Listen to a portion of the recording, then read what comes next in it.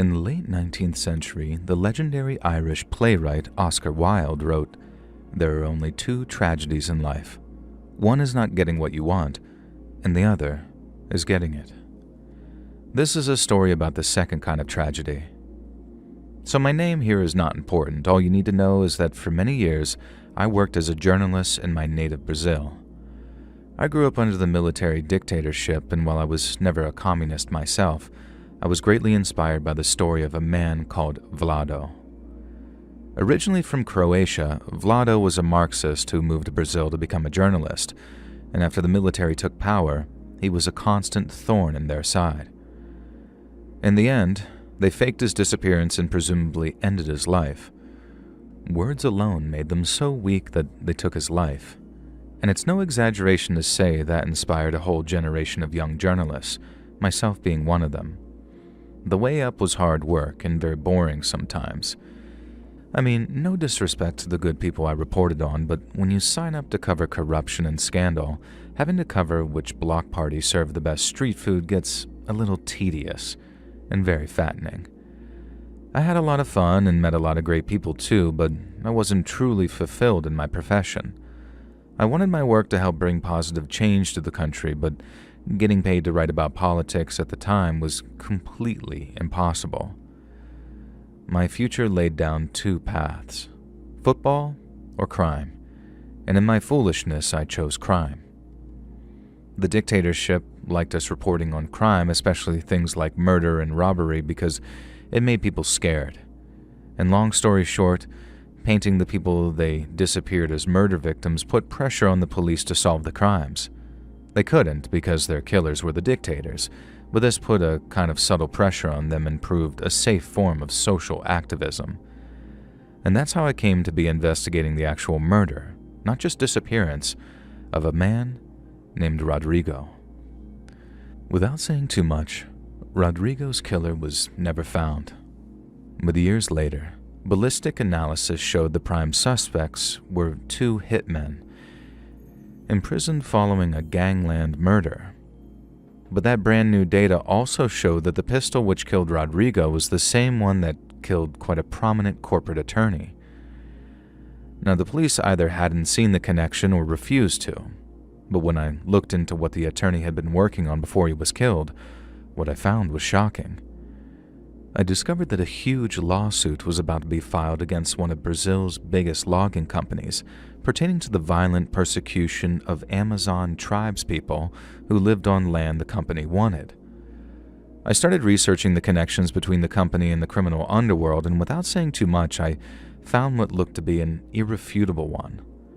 My editor realized how big the story was. He knew my life would be in danger if I wrote it, and he knew the paper didn't have the resources to protect me if I did. And so instead, he contacted a friend of his, and this is where the story gets crazy. My editor's old friend ran a much bigger newspaper in the state capital, one that would be very interested in running a story about corporate murder. But he wasn't the only one, which is how a very prominent Brazilian musician stepped in and offered to house me in his country retreat while I wrote the article that would expose the corruption. It was a very generous offer and one that I had no choice but to accept, especially since he was offering me half of his security team to keep me safe at his expense. It was very much a whirlwind in that respect. Everything moved so fast and with such big names being thrown around, and then before I knew it, I was being driven deep into the Amazon to spend a week working in solitude, but more importantly, safety. Because if the megacorps would kill a low-level worker like Rodrigo to keep their dirty secrets from the public, there's no telling what they would do to me. After a long car ride into the jungle, I had to travel by motorboat up the river for several hours. Our singer's retreat was located in an area that was not accessible by road and was what's known as Casas de Caboclo. These are simple wooden homes built on stilts at the edge of a clearing and with a thatched roof and open sides covered by screens. Now, I was aware that I'd be living in such a place while writing my article.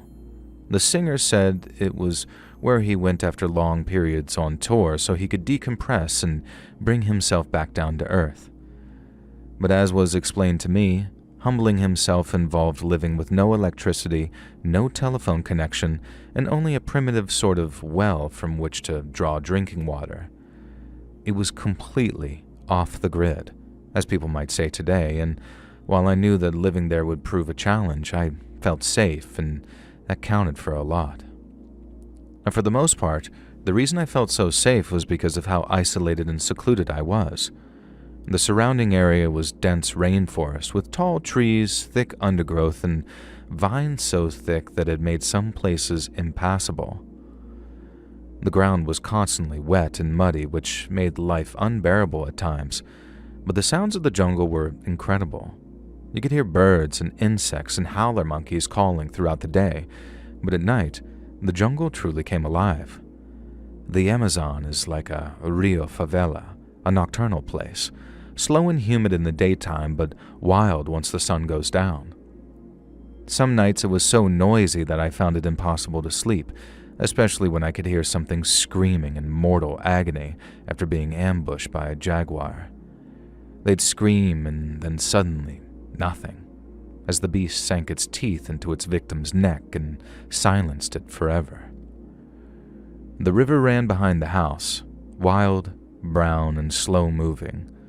Locals used it for transport, fishing, and bathing, and while it took me a full week before I felt brave enough to wash in waters containing kangaroo, the tiny parasitic fish rumored to swim up men's urethras, I mostly used the river as a relaxing backdrop for my daily exercise. This consisted of an hour's walking after lunch, sandwiched by 2 long writing sessions, after which I'd return to the small wooden table and chair and continue compiling the evidence into the article I hoped would change my country for the better.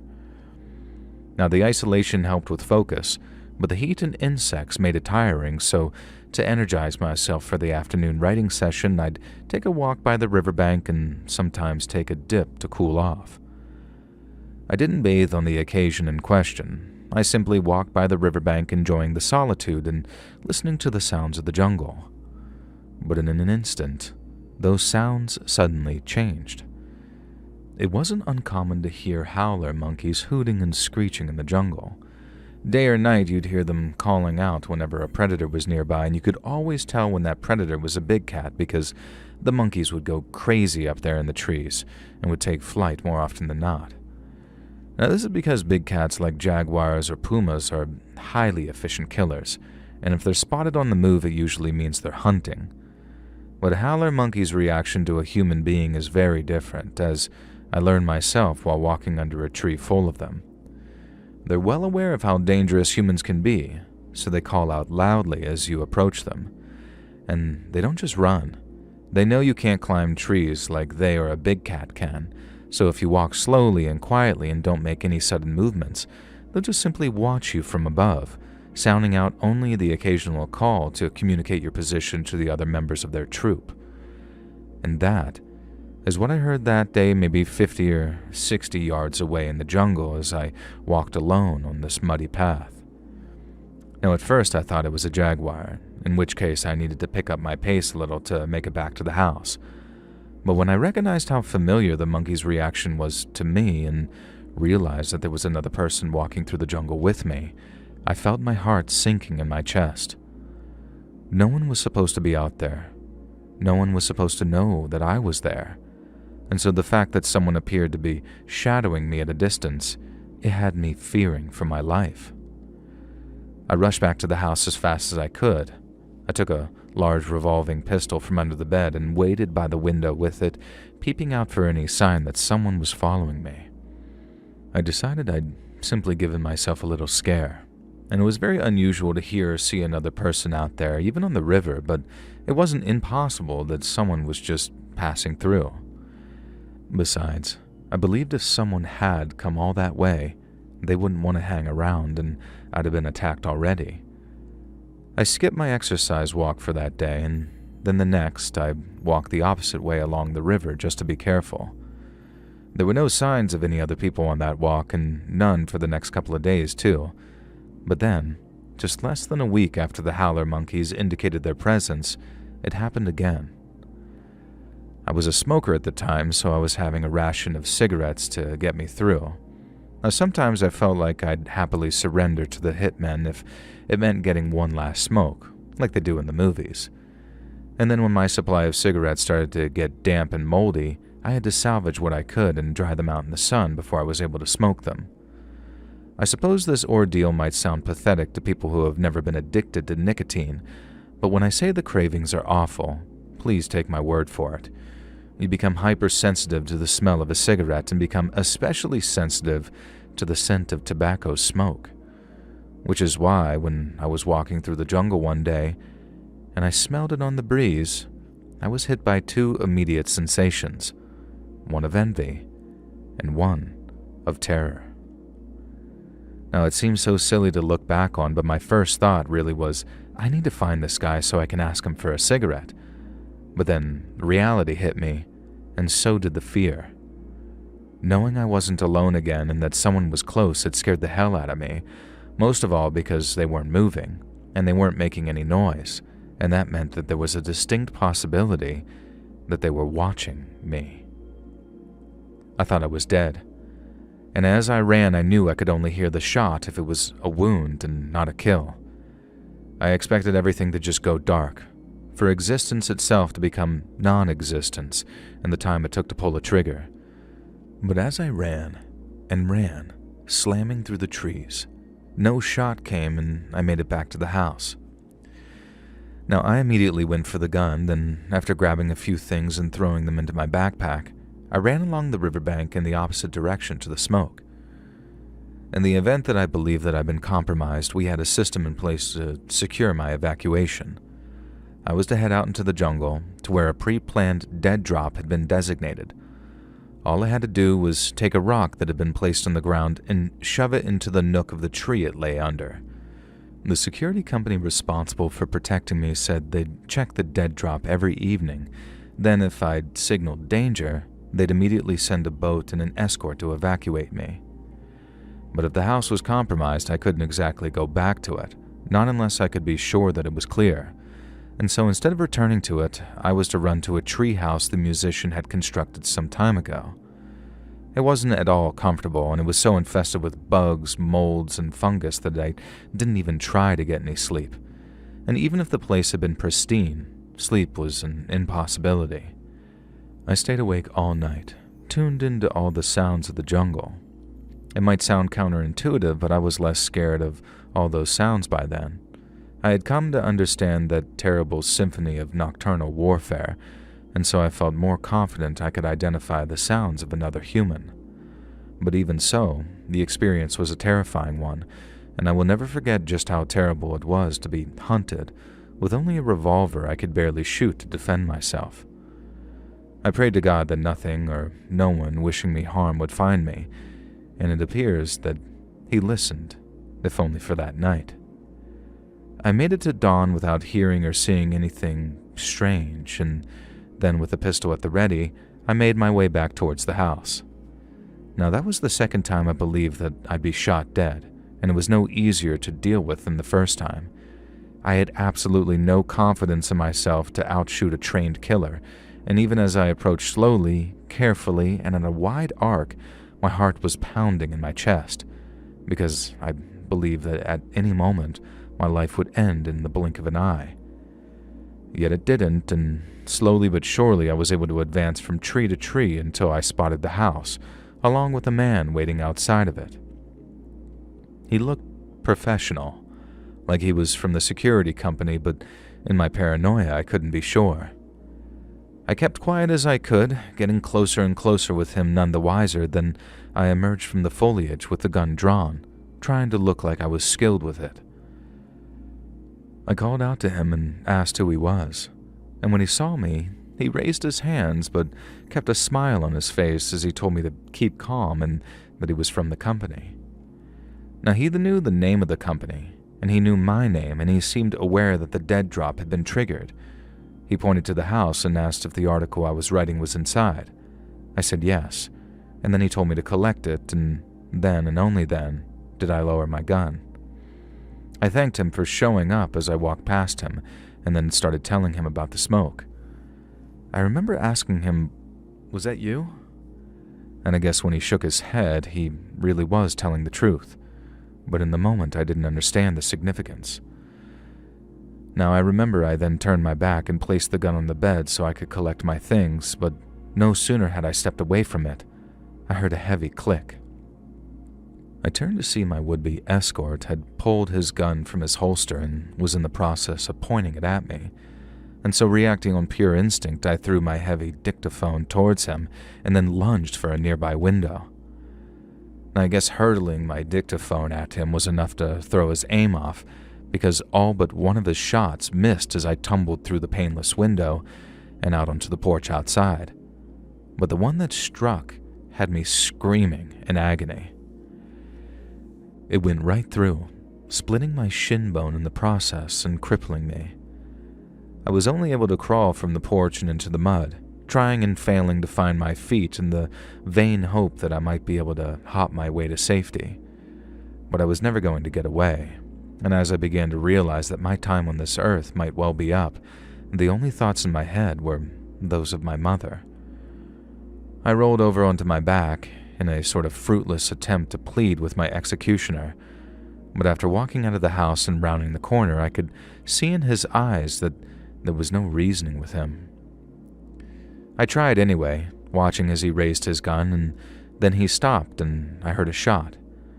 But instead of my whole world going dark or a white-hot shock of pain going through me, I watched with a raised and trembling hand as my would-be killer fell dead. I was still trembling as I heard footsteps coming from behind me, and as I turned to look, I saw a man wearing what looked like regular everyday clothes walking out from the trees. No, he too knew my name, and then after asking me to confirm it, he got to work bandaging my leg with one of my own t-shirts. When he'd finished gathering up my things, he helped me limp to the boat that would transport me back to civilization, and then from there, I was taken to a hospital where I went into surgery to save my leg. Survival is one hell of a feeling, and it gives you all the cliched second leases on life like the movies say it does. But an even better feeling came when I had my article published, an article which whipped up so much of a storm the politicians promised a crackdown on corporate criminality. Sadly, not everyone who should have gone to prison went to prison, but to get even a shred of justice for the victims is a victory, because that's who we're fighting for when all is said and done, right? People like Rodrigo, who I mentioned earlier. People whose lives were valued at less than the company's bottom line.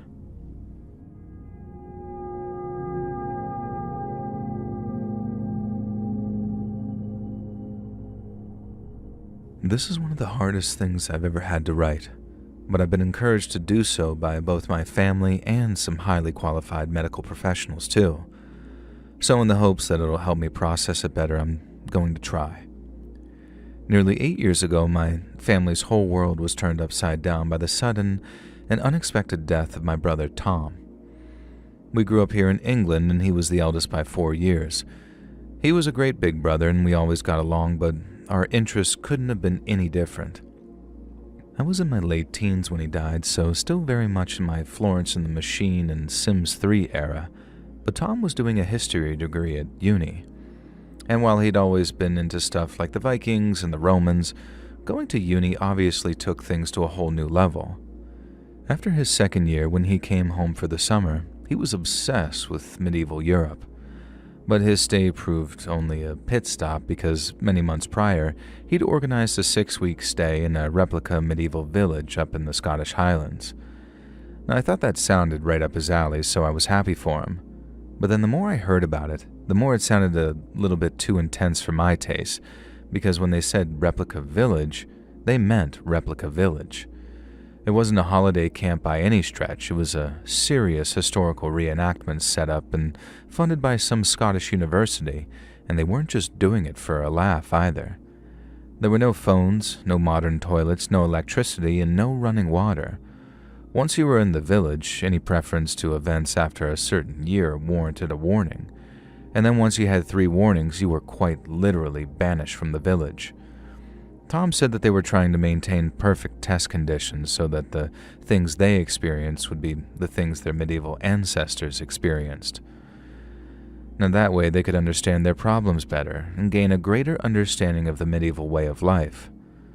Like I said, it sounded like a dream holiday in many ways, and seeing him off was a laugh because we were all making jokes about him speaking Old English upon his return, or waving a sword about and calling for a crusade every time the local miscreants started throwing eggs or toilet paper around the estate. Tom said he'd call us when he got there, as in before he had to hand his phone in, and then he'd call us 6 weeks after when he got it back. Now, we're all really excited to hear from him, and then after 5 weeks, we were counting the days until we got that call from him. But then only about 3 or 4 days before Tom was due to come home, we got a call from a police officer up in Scotland who had some devastating news for us. While Tom and a few other villagers had been out hunting, they'd been walking along the crest of a hill when Tom slipped. Now, the slope wasn't exceptionally steep, so he might have been able to steady himself after a couple of tumbles, but after smashing his head on a rock almost immediately after slipping, he'd been knocked unconscious, and after tumbling down the hill, he was found with a broken neck. The villagers abandoned protocol to try and save his life and had the caretaker, the man who took everyone's phones, call 999 before rushing to the scene with a first aid kit. But there's nothing in a first aid kit that can fix a broken neck, and we were told that only maybe a minute or two after he slipped and fell, Tom was dead. It was all just so tragic. The villagers couldn't move him because he'd suffered a head injury, but neither could the ambulance service actually access the village because the roads turned to narrow, muddy tracks running through woodland, and it was those the villagers used to access their homes. Tom was lying there for about an hour before an air ambulance showed up to take him to hospital, but by then, he'd stopped breathing for almost 45 minutes, and there was no saving him. The police officer Mom and Dad spoke to said his fellow villagers were absolutely devastated, and a few of them actually wrote to us, pen and paper letters too, saying how sorry they were and how lovely Tom was, and that their hearts were just broken like ours were. It was a really nice gesture, to be honest, and those letters meant a lot to me. So much so that I read one of them at his funeral about 2 weeks later. I had to read it through a flood of tears, but I did manage to finish, and everyone said afterwards how beautifully written the letter had been. But now, after my dad announced an email had arrived in his inbox, written by a former member of the village, I'm struggling to decide how to feel about them and what to do with them. And for the second time in 10 years, our entire world was turned upside down. The email had been written by a girl named Sarah, who claimed to have been present at the village at the time of Tom's death. Then, after a string of apologies and claims she wished things could have been different, Sarah had a horrifying confession to make. Tom's death wasn't an accident. He'd been murdered. Sarah explained that he too had been a big history buff and was studying the subject at St. Andrew's University when she heard about the replica village. She was told all the same things, that it was a serious reconstruction for the purposes of academic study, and that as long as you followed the rules, a person could learn a whole lot about the past and themselves, and all while having fun doing it. She signed up, was given her arrival date, and then, while the first few days proved a proper shock to the system for her, she eventually found her rhythm and started to really enjoy herself. There was just one big problem, and that was how some of the villagers seemed to be a lot more willing to get into character, as it were, than others. The Middle Ages were not a great time to be a woman or someone who didn't believe in God, and I'm not trying to score some political points by saying this, it's just the truth. And so in order to get actually into character and create the physical and mental conditions by which 14th century peoples lived, the occupant of the replica village tried really hard to get into that headspace. But some tried much, much harder than others. Sarah said the choice punishment for minor infractions was beating, and if the newer villagers didn't place their faith and trust entirely in God, the older villagers treated them like dirt until they came around and started talking and praying like a true Christian. What's more, some of the older villagers weren't at the end of their 6-week stay. They'd been there for literally years, having thrown away their old, more complicated modern lives in favor of living hundreds of years in the past. Now you can get a sense of what Sarah is trying to say in her email before she comes out and says it. When she does, it's not any less shocking. She said the village wasn't just some academic pursuit, and while it might have started that way, it had long since devolved into a kind of off-the-grid cult. Women who'd been beaten or even violated were essentially told that if they went to the police, the entire village would rally around their abuser and ensure that there were no arrests or convictions. The villagers also made it clear that they'd launch a kind of counter-accusation campaign to discredit and demoralize anyone who tried to blow the whistle. Their lives and academic careers would be destroyed systematically. And so with that sword of Damocles hanging over everyone, it took a long time for anyone to find the strength to come forward, which in my opinion made Sarah an exceptionally courageous young woman. There were literally pages and pages describing the dark underbelly of the replica village, and only once she'd really set the scene did Sarah get into what happened to Tom. According to her, he'd taken a real exception to the way some of the villagers were treating their wives, to the point an argument with a village elder had come to blows. The elder punched Tom, Tom punched him back, but then instead of rolling around on the floor like they were in a drunken street brawl, the other male villagers jumped Tom, beat him until he was barely conscious, and then locked him in the village jail for a few days of prayer and reflection, but without any food or water. Sarah said it was the standard procedure for anyone who threatened to blow the whistle, and that each and every time the experience broke them. But by broke them, Sarah didn't mean that they were simply starved into submission, because if that was the case, people would just fake being well again, scarf down a bowl of stew, and then leg it back to the groundskeeper's hut to grab their phone and call the police.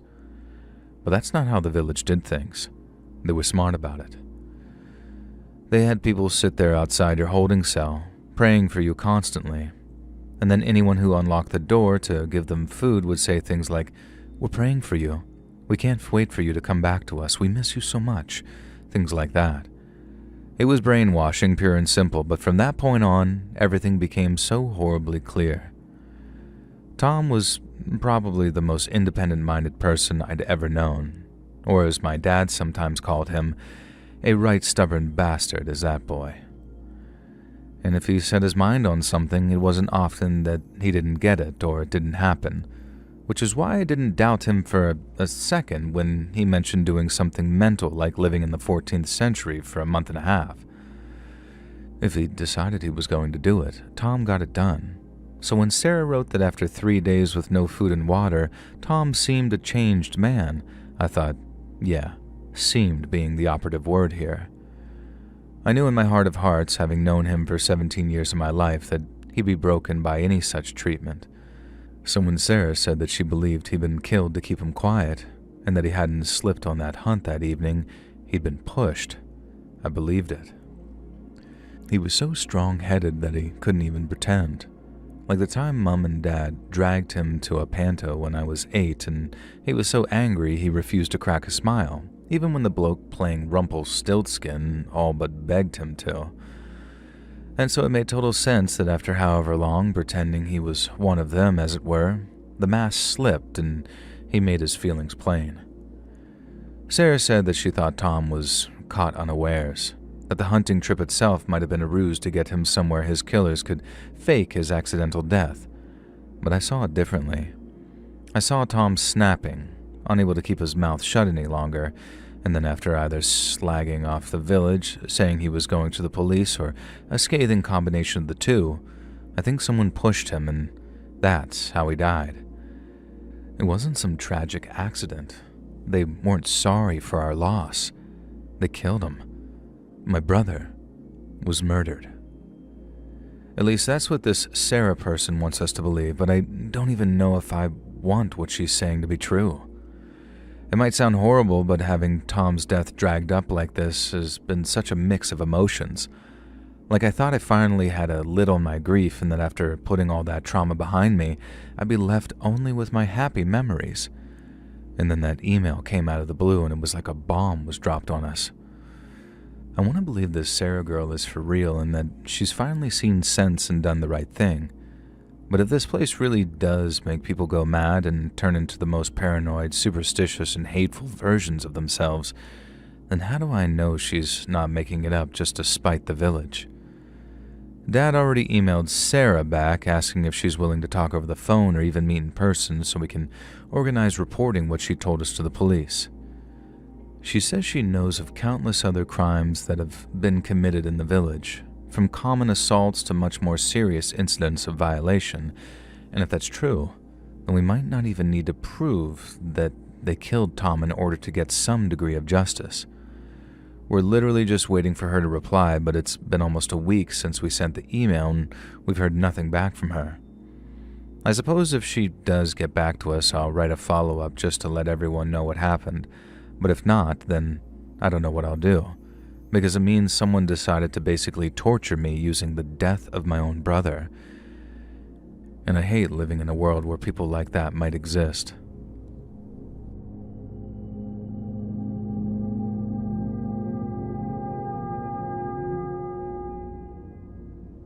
My name's Henry.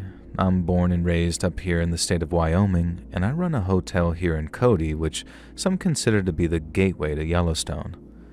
There's nothing I enjoy more than regaling our guests with a tale or two, and over the years, local history became a passionate hobby of mine.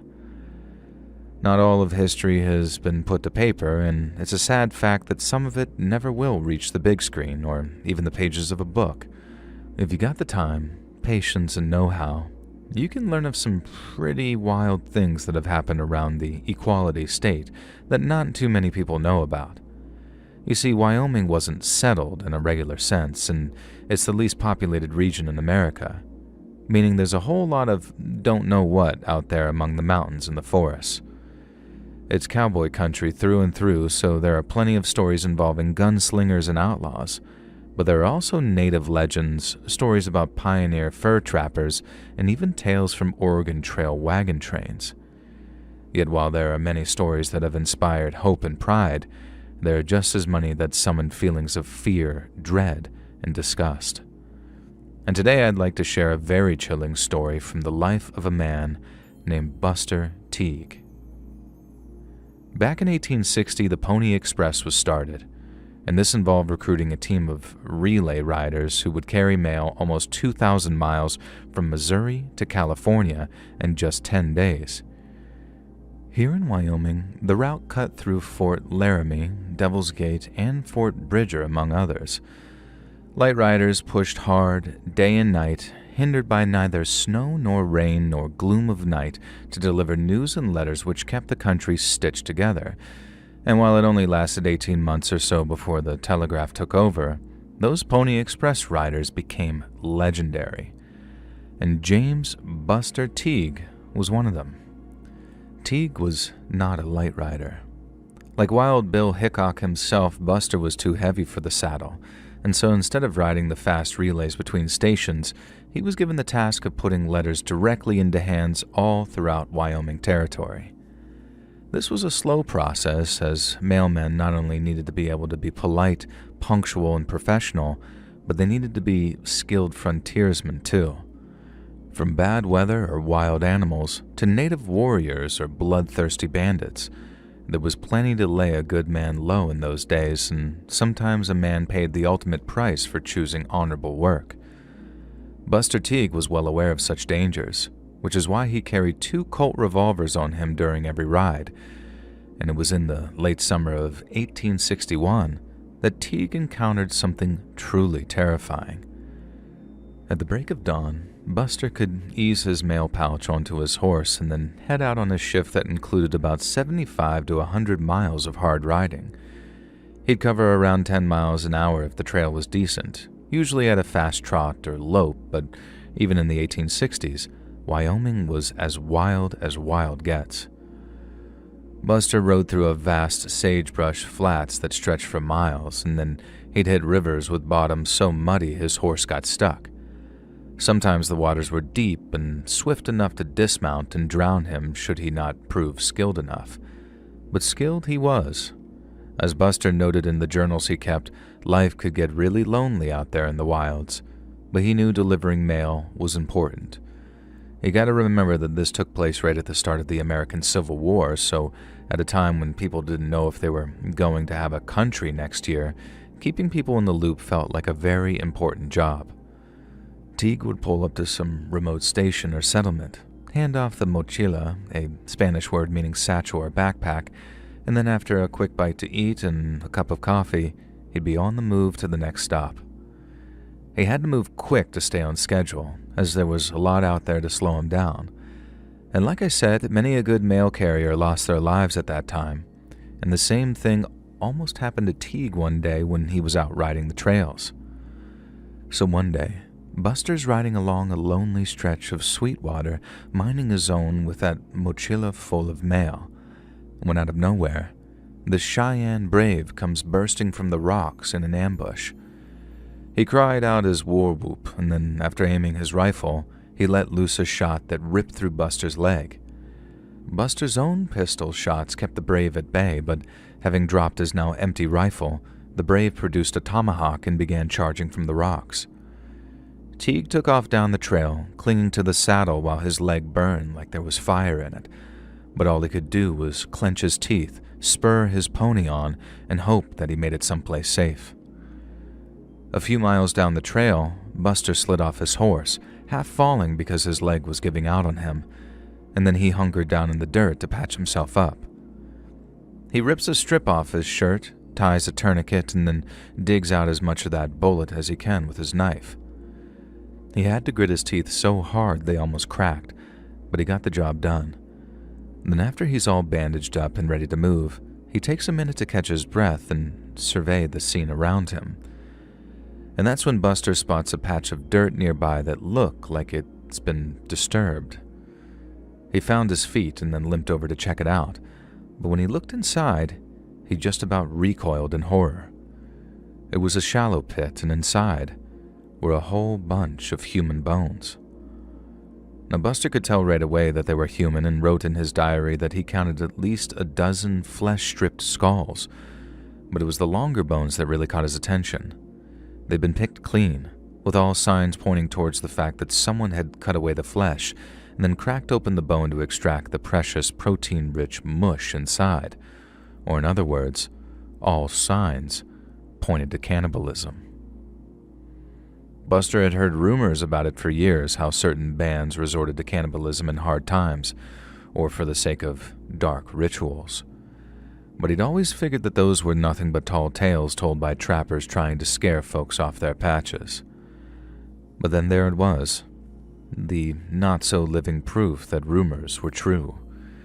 Yet regardless of who those bones once belonged to and how they got there, Buster had to keep moving. He patched himself up as best he could, got back on that horse somehow, then pushed on into the wilds in the hopes of finding shelter for the night. But as the setting sun had started to paint the hills with bloody reds and oranges, and the shadows of tree trunks either side of the trail were starting to reach for him, Buster started to become afraid. He knew that, should he try and camp out under the stars, he'd be easy prey for a pack of wolves. And so on and on he went, hoping beyond hope that he'd find somewhere safer. And then suddenly, as if by a miracle, he began to smell wood smoke. Buster slowly pushed on, trying to hone in on the source of the smoke, and then he spotted it. A secluded little cabin tucked back in a draw, half hidden by cottonwoods and a rocky outcrop. He spotted smoke curling out of the chimney, and then as he got closer, he smelled food being prepared inside. So not wanting to spook the occupants, Teague called out to announce himself, and that he meant them no harm. Seconds later, a young woman of maybe 20 steps out into the porch. Pretty in a frontier kind of way, with her hair tied back and wearing a simple dress, she seemed alarmed at first, but then took one look at Teague's wounded leg and waved him inside. Buster later wrote that he near fell from his horse with relief and then almost collapsed from the pain of climbing off his horse after balancing his weight wrong. The young woman was apparently a lot stronger than she looked, and she helped bear his weight as she helped Teague into the snug interior of her cabin. The floor was swept clean. There was a stone fireplace crackling away, and a table with some bread and dried meat. There were herbs hanging above a big old pot, which bubbled away from being set over that fireplace. The girl said her name was Annie Mae, and then her husband was out hunting and that she'd fix him a bowl of venison stew should he require refreshment. Teague gratefully accepted her offer, and then after she sat him down with a bowl and a hunk of bread, Annie Mae went about cutting away his pant leg and properly cleaning his wound. Teague said they talked a while as she worked, and she explained that they'd been living a quiet life out there, away from folks. He told her he was a mail rider who almost got bushwhacked on the trail, but he didn't mention the bone pit on account of not wanting to scare the girl. The girl nodded, like violence was nothing new out there, and then before long, the door swung open and in walked her husband. Teague wrote that he was a tall fella named George, bearded and carrying a rifle. He looked Buster over with his narrow eyes for a moment, and then once Annie Mae explained what had happened, he smiled and told Teague he was welcome to stay as long as he needed. Now it all seemed kind enough, but Teague wrote in his journal that something about the way the man looked at him seemed off, like he was sizing him up for something, not just looking at him. A couple of hours later, and after giving Teague a blanket and a spot on a straw tick in the corner, the trio settled down to bed, but sleep didn't come easy. Even with the few gulps of whiskey George gave him, Teague's leg hurt something fierce, and every time he managed to drift off, some subtle movement would send pain shooting through his leg. His mind started fixating on that pit full of bones, whether or not George knew that they were there, or if they had some arrangement with the local Cheyenne whereby they paid tribute to live there. He lay there wondering and planning his next move until dawn broke, and then as the sky turned this shade of pale blue, Annie Mae brewed a pot of coffee while George went out to chop firewood. Having been told that he could help himself to another cup of coffee and not wanting to interrupt his host's work, Buster Teague tried hopping over to the stove himself. It was a dumb move, because about halfway there he loses his balance and knocks a chair over on the way down. The chair hits a panel beneath a sink and closet unit, causing the panel to come loose. Then, in his guilt, he crawled over to it in order to inspect the damage he'd done. Teague later wrote that the panel seemed to have come away easy, but it was only on closer inspection that he realized its flimsy attachment was by design, and that the panel concealed a secret storage space. This didn't alarm him, as a young couple like that most likely needed a place to hide valuables from folk who wished to rob them. But while trying to put the panel back into place, Teague caught a glimpse of what was inside, and when he did, his blood ran cold. Because inside that little cubbyhole were a pair of buckskin leggings, a war shirt with beadwork, and some moccasins. The same clothes worn by the Cheyenne brave that had attacked him on the trail. Teague wrote that things didn't make sense for him at first, and he assumed George had killed the Cheyenne warrior following his own encounter with him. But on the point of when the killing took place, Teague's train of thought started to collapse in on itself. Why hadn't George said anything? Why sneak the clothes in there in the middle of the night? Teague said he'd noticed George fiddling with something under the sink that night, but hadn't assumed anything strange. But why wait until he was asleep to stow it away in there? And that's when everything made sense, I guess, and he realized that it wasn't some hostile that had attacked him, but rather George, the man whose hospitality he'd enjoyed for a night. The pit of scrapped bones would explain the abundance of meat the couple enjoyed, and in a place where hunting meant clashing with the Cheyenne. It wasn't venison that was in that stew. It was human flesh. Teague wrote that in the moment, he couldn't be entirely certain of his suspicions. He had a set of clothes, not a confession, and had not witnessed the couple's supply of meat being carved from a human cadaver. Yet as a yell of concern from George broke the silence, Teague realized that revealing his discovery provoked immeasurable risk, and made the decision not to disclose it. He pulled the chair away from the wash basin as George walked through the door, and then held firm his poker face until he was in the clear. Now he knew that to depart right then may well mean certain death. If Teague's suspicions were correct, George and Annie Mae had no doubt made plans to add him to their stew pot. He realized that they'd been hoping that he'd die of his injuries, which saved them from the trouble of cutting his throat during the night and making a mess of their nice straw tick. But on the other hand, if he didn't pass on, they could always fatten him up a little using the salted, preserved remains of the previous victims, and then put him into the slaughter once he was healthy and chubby enough to move on. If that was the case, Teague needed to plan his next moves very carefully, and so that's what he did. He played dumb, kept on playing the grateful victim, and began planning his escape. The next morning, after another sleepless night, Teague announced his departure to George and Annie Mae. The sleepless night had been for two reasons. Firstly, Teague had been busy putting his escape plan into action, but secondly, his escape required him to gather his strength, and gathering his strength meant gulping down a lot of what was bubbling away in the couple's stew pot. He wrote that while he told himself it was nothing but venison, what he saw lying in that bone pit had him forcing down every gulp. Teague's poker face was pushed to the absolute limit, as reacting poorly to their fare might cause George and Annie to become suspicious.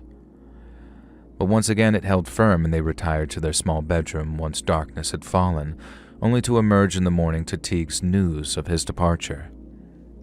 In his journal, Teague describes how George and Annie Mae exchanged a quick look of apprehension. The former smiled at him and proposed he stay another night to let his leg heal a little more, but Teague insisted. He said folks would start to worry about him if he stayed missing much longer, and he didn't want to be responsible for some poor kid getting scalped and shot full of arrows on his account. Teague said the air grew thick, but with his pistols on him and caught unprepared, George and Annie had little choice but to accept his departure and let him pass. Having already gathered his things, Teague headed out to saddle up his horse, and as he did, he heard the cabin door open and close again behind, and George and Annie Mae stepped out onto the porch. He felt their eyes burning into his back as he tightened the cinches, and while every move made his leg burn, he refused George's offer of assistance. Teague put one foot in the stirrup, swinging up low while holding back yelps of pain, and then as he plunked himself down in the saddle, that's when George raised the shotgun he left with Annie Mae for defense and pointed it right at Buster Teague. Buster said George had the decency to apologize before he announced he wasn't letting him leave, and then without another word, he took a more careful aim at his target and then pulled the trigger. Yet instead of a bang and a spray of shot, George's pull of the trigger yielded nothing but a dull click. He tried again with the second barrel, but his effort yielded the same surprising result. And then just as a panicked George broke open his gun to check if it was loaded, Buster Teague pulled 2 shotgun shells from his coat pocket, both of which he'd removed from the shotgun that previous night. His journal states that he asked them, "Looking for these?" which in my mind must have made for quite a moment. But before George could turn and rush into the cabin for his pistol or more shells, Buster Teague shot him down like a dog. The shot caught him square in the chest, knocking him back into the doorframe before he crumpled and gasped, with blood spreading on his shirt. Annie Mae's face twisted up with rage, and she let out a scream that barely sounded human, and that Teague wrote sounded more like a banshee straight from hell. He said her face changed, all twisted up with fury and madness, then she came flying off the porch at him with a knife that she took from someplace. She was screaming curses, transforming into something feral and demonic right before Teague's very eyes. Not literally a demon, mind you, but the way she moved, just a ball of wild evil and hatred, it scared him as bad as any peril previously faced. The woman's scream spooked Buster's horse, but he held firm, aimed his pistol, and fired another shot in her direction. He said she kept coming, that the first shot did nothing but knock her down for a moment. Then she was on him, clawing at his leg and trying to tear open the wound. Teague recocked his pistol, then fired again. Only that time, the barrel was just about touching the woman's forehead, and there was no getting up from that one, let me tell you.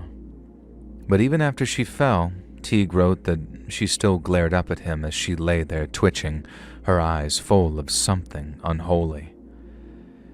Teague didn't stick around to make sure they were dead. He kicked his horse into a gallop, and pain be damned, he rode hard away from that cursed cabin and the monsters who called it home. He wrote that blood began seeping through the bandage Annie Mae had torn up, but he didn't slow until he was back on the trail and well on his way towards the pony station he was expected at. When he arrived, Teague slid off his horse and landed on the ground with a painful thud. The station keeper ran out to help him, then once he was inside, and after a few gulps of good whiskey, Buster told the station keep where he'd been, what he'd seen, and what had happened to him. After listening to the story of how he'd been ambushed, found help, and then had to shoot his way out when they turned on him, the station keep ordered his assistant to go grab a doctor stationed about 30 miles away. Now, he wouldn't be there until the next morning, but Teague wasn't going anywhere. 2 sleepless nights had left him exhausted and in dire need of rest, and so the next time he opened his eyes, the doctor was standing over him, ready to inspect his wound. Following some good treatment and a few days' rest, Buster Teague got back on his horse and then headed back to Fort Laramie. He was hauling a fresh mochila within a month, and apparently he wanted nothing more to get back in the saddle and rid himself of the boredom he felt at the fort. But even by his own admission, Buster Teague was never quite the same after the encounter with George and Annie Mae, if indeed those were their real names. He found he didn't trust as easy as he once had, and that he always watched the shadows a little closer as they started to fall. He said he had no regrets traveling to Wyoming for work, but knew plainly that the wilds of Wyoming held secrets worse than any outlaw killers or scalp-hungry war party. For there were cannibals out there, monsters hiding behind friendly faces, who lived on the flesh of the lonely and the lost. Hey friends, thanks for listening. Click that notification bell to be alerted of all future narrations. I release new videos every Monday and Thursday at 9 p.m. Eastern Time, and there are super fun live streams on Sundays and Wednesday nights. If you got a story, be sure to submit them over at my email, letsreadsubmissions@gmail.com, and you might even hear your story featured on the next video. And if you want to support me even more, grab early access to all future narrations and bonus content over on Patreon, or click that big join button to hear about the extra perks for members of the channel. And check out the Let's Read podcast, where you can hear all of these stories in big compilations, located anywhere you listen to podcasts. I also have a true crime channel called Saturn Soul. All links are in the description below. Thanks so much, friends. And remember, congratulations to the Swifts.